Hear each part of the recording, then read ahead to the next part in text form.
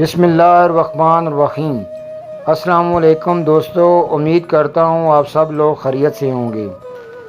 آپ اس بات کا یقین کریں گے کہ ایک ظالم باپ نے اپنی ہی بیٹی سے شادی کر لی، لیکن پھر اس پر اللہ کا جو عذاب نازل ہوا اس کے بارے میں جان کر آپ کی روح بھی کانپ جائے گی۔ یاد رہے، جو واقعہ ہم آپ کو بتانے والے ہیں یہ کوئی من گڑت کہانی یا قصہ نہیں ہے، بلکہ ایک سچا واقعہ ہے جو بہاولپور شہر کے علاقے اندرانہ کا واقعہ ہے۔ بعض لوگ اس دنیا میں ایسے کام کر جاتے ہیں جن کی وجہ سے پوری دنیا والے شرم کے مارے ڈوب جاتے ہیں۔ یہ واقعات پوری انسانیت کو شرما دیتے ہیں۔ اس باپ نے اپنی بیٹی کے ساتھ جو حرکت کی، ہم آپ کو ان کی تفصیلات سے آگاہ کریں گے۔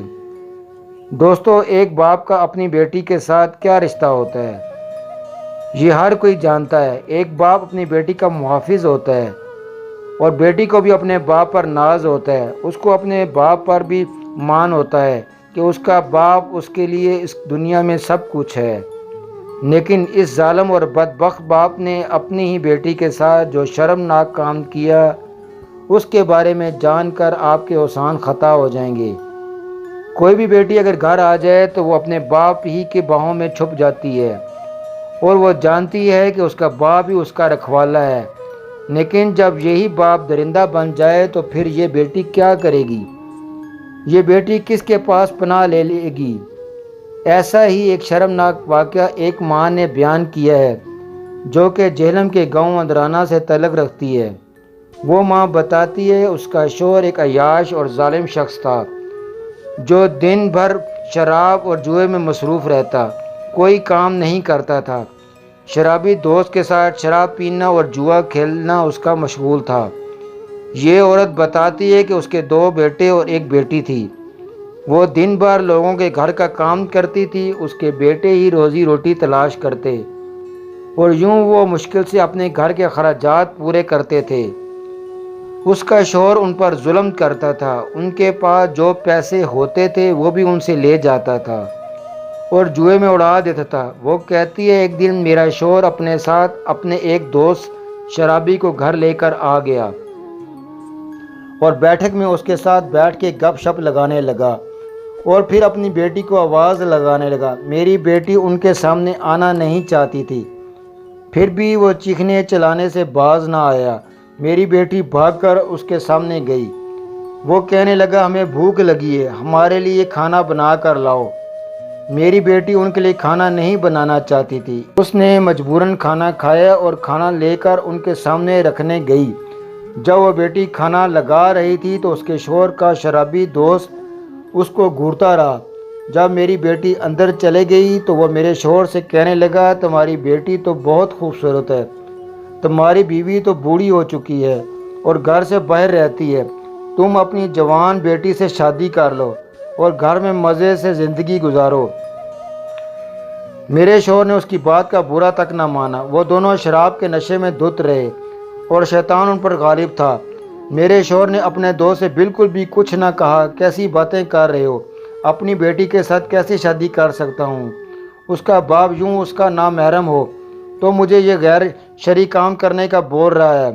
بلکہ اس نے اپنے دوست سے کہا بات تو تمہاری ٹھیک ہے، میری بیوی بوڑھی ہو چکی ہے اور ایسا کرنے میں مزہ ہے، زندگی گزار سکتا ہوں۔ پھر وہ میرے کھانا کھانے لگا، اور کھانا کھانے کے بعد اس نے اپنے دوست کو بھیج دیا اور کہا میں اس بات کے بارے میں ضرور سوچوں گا، یہ سب مجھے میری بیٹی نے بتا دیا تھا۔ جب وہ کام سے گھر واپس آئی تو میں نے سوچا کہ وہ شراب کے نشے میں تھا، اس لیے میں نے اس پر زیادہ توجہ نہیں دی۔ رات کو کھانا کھانے کے بعد ہم سو گئے۔ میرے شوہر کے دماغ میں کیا چل رہا تھا ہمیں اس کی خبر نہ تھی، اور اگلے ہی روز معمول کے مطابق ہم سب اپنے کام پر چلے گئے۔ اب گھر پر میرا شوہر میری بیٹی اکیلے تھے۔ میرے شوہر نے اپنے شرابی دوست سے کہا کہ وہ کاری لے کر ہمارے گھر آ جائے۔ کاری کا منہ پیسے دے کر بند کر دیا گیا۔ میرا شوہر میری بیٹی کے کمرے میں گیا، اس کا زبردستی ہاتھ پکڑ لایا اور اس کو کہا اور چپ چاپ ہاں میں جواب دے۔ میری بیٹی بہت روئی، لیکن میرے شوہر نے ایسے غصے میں اس پر روب ڈالا کہ وہ مجبور ہوگی۔ یوں میرے شوہر نے اپنی بیٹی کے ساتھ شادی کر لی اور جب شام کو ہم گھر واپس آئے تو ہم لوگوں کو اس کی خبر ہوئی، تو میرے شوہر نے ہم سب کو مارا پیٹا اور سب کو دھمکی دی کہ کوئی اس کے بارے میں بولے گا میں اس کو جان سے مار دوں گا، اور یوں میرا منہ بھی اس نے بند کر دیا۔ میرے شوہر پر شیطان کا بھوت سوار تھا، وہ درندہ بن چکا تھا، اور یوں اس نے اپنی ہی بیٹی کی عزت خراب کر دی۔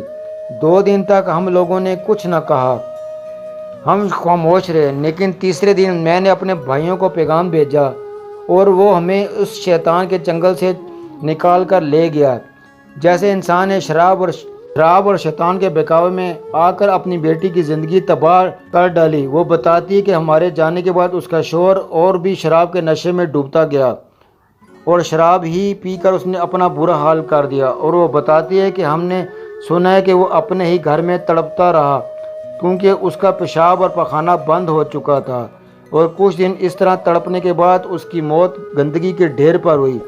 لوگوں نے اس کی عبرت ناک موت اور آنکھوں سے دیکھی، اور اس کو لاوارثوں کی طرح قبرستان میں دفنا دیا گیا کیونکہ اس کو اس کے بیٹے بھی کندھا دینے کو تیار نہ تھے۔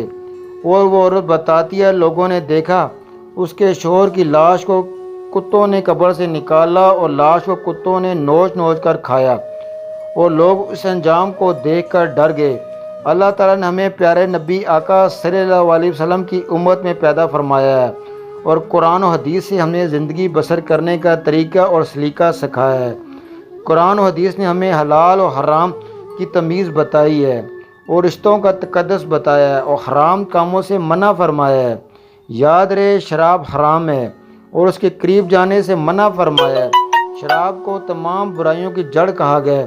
آج کل کے نوجوان بھی نشے کی عادی ہوتے ہیں، اور کچھ تو حرام ہونے کے بعد بھی شراب کے عادی ہوتے ہیں۔ تو ایسے نوجوان یہ بات سن لیں کہ نشے میں انسان ایسی غلطیاں کر جاتا ہے جس کا خمیازہ باقی لوگوں کو بھگتنا پڑتا ہے۔